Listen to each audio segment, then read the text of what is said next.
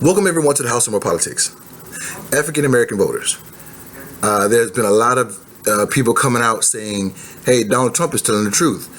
What has voting Democrat done for us in the last 50 years or so? Now we can debate that issue, and I'm planning on doing a video about that further down the line. But I will say this.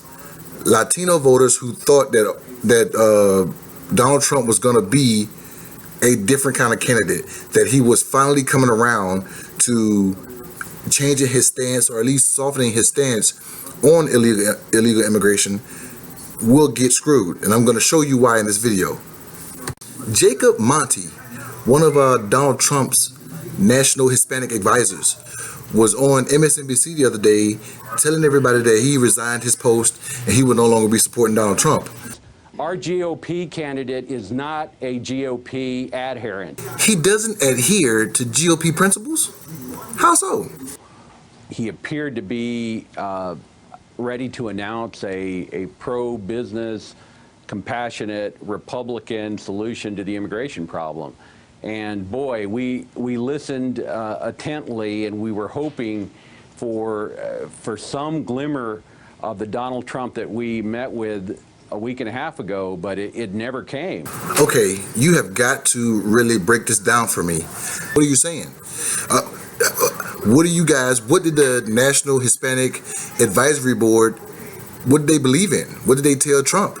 And the group that met with him in New York, we're all about law enforcement. But we also told him that we wanted a way to deal with the non-felons. We thought he heard us.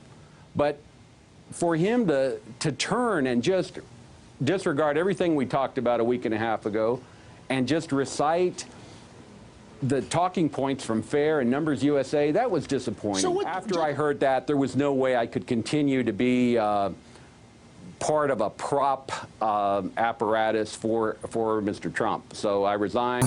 Despite all the rhetoric that he put out there, despite that hatred and divisive rhetoric that he put out there, hardline conservatives still believed that there was some kind of compassion in Donald Trump. Even after going to Mexico, people were excited that maybe this could be a turning point in his campaign, that maybe he would pivot to be just a tad bit more moderate to try to swing other voters his way. Take a look at this last clip right here. And now all of a sudden, you sound surprised when for the better part of the last year, you had a lot of folks saying precisely what you just said, that he can't be trusted, that you can't believe anything that comes out of his mouth, that he listens to the person who spoke to him last. And all of a sudden, you seem stunned by this. Well, look, I'm a soldier. I've always supported the Republican person at the top of the ticket.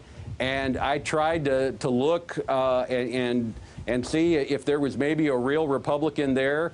I didn't see it last night. And boy, I tried to look at something that spoke to me as a Republican. There was nothing there. It was just populist propaganda, and I'm not going to be part of that. Remember that story about the girl and the snake, where this girl was walking on a trail or something, and she finds this snake, and he says, "I'm cold. I'm about to die. Can you help me?" And the girl says, "No, you're going to bite me." And when the snake finally convinces her to carry him somewhere, out of nowhere, he bites her. And she says, "Why?" And he said, "Well, you knew I was a snake when you picked me up." Well, take a look at Katrina Pearson on CNN explaining exactly that. No. She was on Fox, and she's explaining that. Katrina Pearson, national spokesperson. I want to give you a chance to respond to what they had to say. They obviously sound to me wounded. I mean, it sounds like they feel betrayed by what they were privately promised and then what they heard on the stage last night. The campaign cannot afford to lose the Hispanic support you do have. They talk about families. They talk about compassion.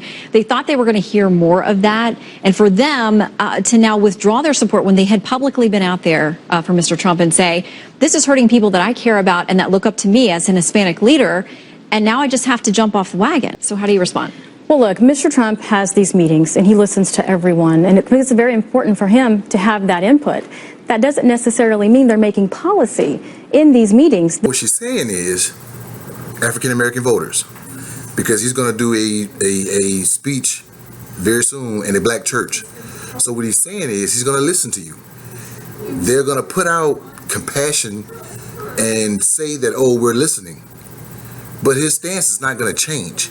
He's going to remain who he is. Now, he has come out with no policy for African Americans. But when he do, don't expect that to be concrete, because he will jump up and bite you.